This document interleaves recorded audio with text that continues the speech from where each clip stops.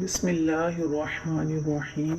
السلام علیکم معزز ناظرین، تاریخ اسلام کی ایک اور انتہائی اہم اور سنسنی خیز قسط میں آپ سب کو خوش آمدید کہتے ہیں۔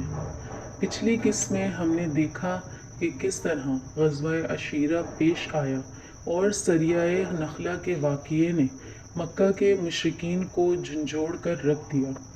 آج کی اس قسط نمبر 40 میں ہم تاریخ کے اس عظیم موڑ پر کھڑے ہیں جہاں حق اور باطل کا پہلا بڑا آمنا سامنا ہونے جا رہا ہے، یعنی غزوہ بدر۔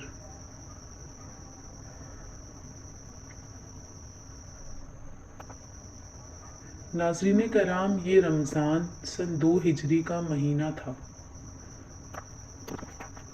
ابو سفیان کا وہ تجارتی قافلہ جس کا مسلمانوں نے غزوہ عشیرہ میں تعاقب کیا تھا، اب وہ شام سے واپس مکہ کی طرف لوٹ رہا تھا۔ اس قافلے میں قریش کی 50,000 اشرفیاں اور بے پناہ مال و اسباب تھا، اور اس کی حفاظت کے لیے 40 مسلح افراد موجود تھے۔ ابو سفیان کو معلوم تھا کہ مسلمانوں کا دستہ ان کی گھات میں ہو سکتا ہے، اس لیے وہ انتہائی چوکنا تھا اور راستے بھر خبریں لیتا ہوا آگے بڑھ رہا تھا۔ جب وہ حجاز کے قریب پہنچا تو اسے پکا یقین ہو گیا کہ مسلمان اس کے قافلے کو روکنے کے لیے مدینہ سے نکلنے والے ہیں۔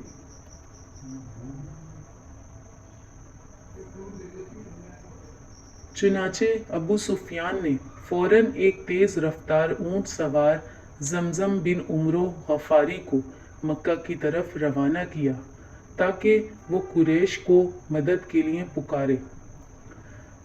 زمزم بن عمرو نے مکہ پہنچ کر عرب کے روایتی انداز میں ایک بھیانک شور مچایا۔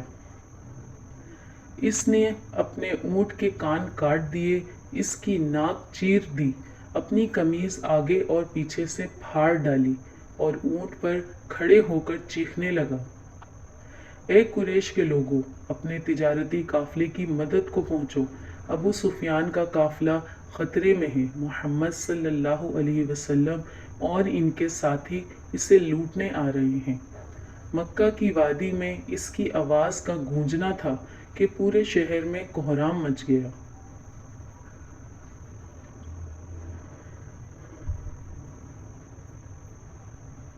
ناظرین کرام، قریش مکہ کے لیے یہ صرف مال کا نقصان نہیں تھا، بلکہ ان کی ناک، ان کی غیرت اور ان کی چودراہٹ کا سوال تھا۔ کفار قریش کے بڑے بڑے سردار، خصوصاً ابو جہل، غصے سے آگ بگولا ہو گیا۔ مکہ کے تمام قبائل نے فوراً جنگ کی تیاری شروع کر دی، اور جو سردار خود نہ جا سکا، اس نے اپنی جگہ کسی دوسرے جنگجو کو کرائے پر بھیج دیا۔ صرف ابو جہل ایسا تھا جو ایک قرض کے معاملے کی وجہ سے خود نہ جا سکا، لیکن اس نے اپنی جگہ ایک دوسرے شخص کو روانہ کیا۔ صرف 3 دن کے اندر مکہ سے ایک بہت بڑا اور طاقتور لشکر تیار ہو گیا، جس میں 1000 جنگجو شامل تھے، جن کے پاس 100 گھوڑے اور 700 اونٹ تھے۔ یہ لشکر بڑے تکبر، ساز و سامان اور گانے بجانے والی لونڈیوں کے ساتھ تھا۔ مسلمانوں کو ہمیشہ کے لیے مٹانے کے ارادے سے مکہ سے روانہ ہوا۔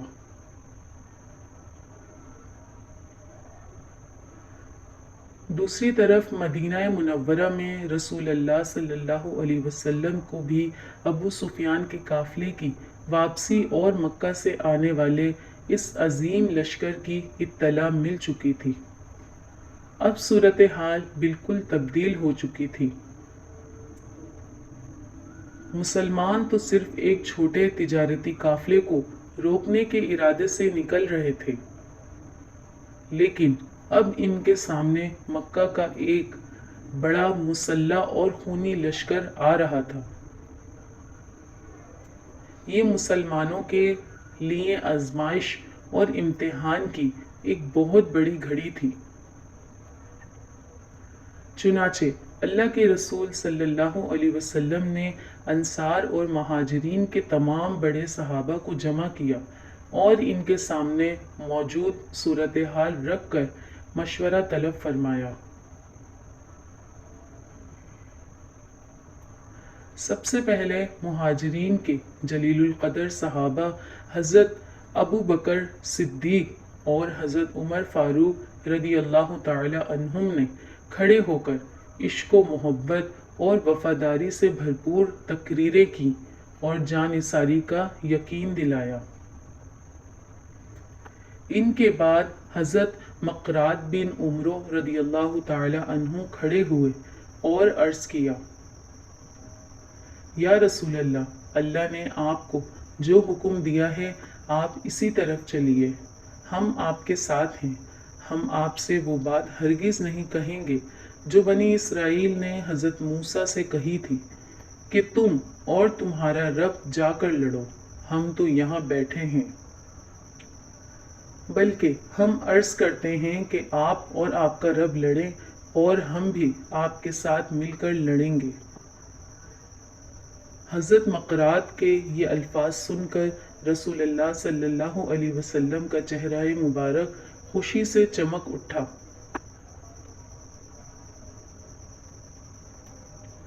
لیکن ناظرین کرام، آپ صلی اللہ علیہ وسلم اب بھی انصار مدینہ کی رائے جاننا چاہتے تھے، کیونکہ انصار نے بیعت عقبہ کے وقت صرف مدینہ کے اندر دفاع کا وعدہ کیا تھا اور یہ جنگ مدینہ کی حدود سے باہر ہونے جا رہی تھی۔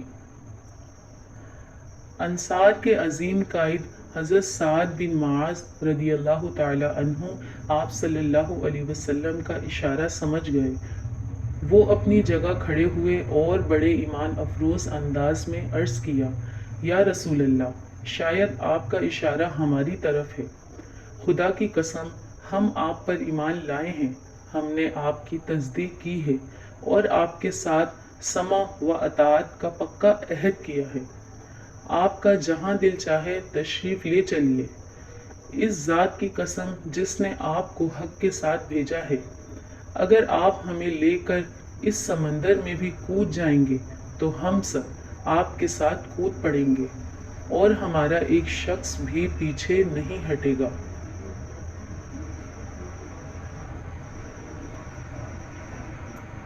انصار اور مہاجرین کے اس بے مثال جذبے اور ایمان کو دیکھ کر نبی کریم صلی اللہ علیہ وسلم بے حد خوش ہوئے اور صحابہ کرام کو خوشخبری سناتے ہوئے فرمایا، آگے بڑھو اور تمہیں مبارکباد ہو، اللہ تعالیٰ نے مجھ سے دو گروہوں میں سے کسی ایک پر فتح کا وعدہ فرمایا ہے، یا تجارتی قافلہ یا مکہ کا لشکر۔